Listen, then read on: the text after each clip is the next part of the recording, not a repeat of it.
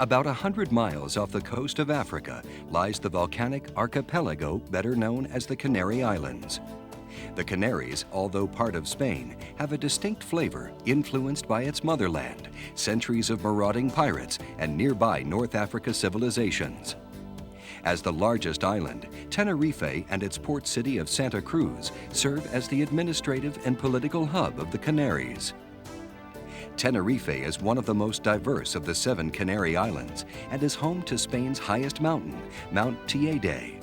Towering at an altitude of more than 12,000 feet, Teide's snow-capped peak stands in strong contrast to Tenerife's subtropical coastline. In between are a variety of microclimates and landscapes that include the lush Orotava Valley, sandy beaches, banana plantations, and volcanic moonscapes. Santa Cruz de Tenerife is not only the ship's port of call, but the capital of Tenerife. A small city with a population of just under 300,000, Santa Cruz is undeniably Spanish and authentic in its design.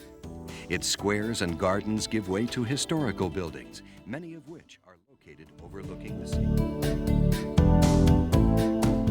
Rising from the floor of the Atlantic Ocean are the mountain peaks that make up the Madeira Islands.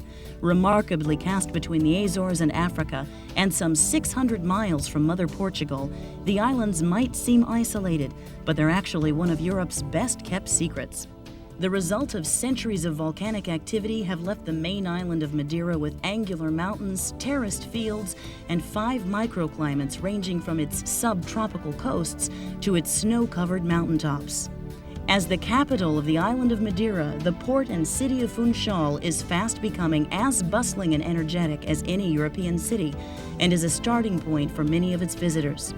Whether enjoying the centuries-old sport of basket sledge riding in the mountain village of Monte or absorbing the scenery from the sea cliff of Cabo Chirao, the island's enchanting atmosphere seems to permeate visitors of all backgrounds.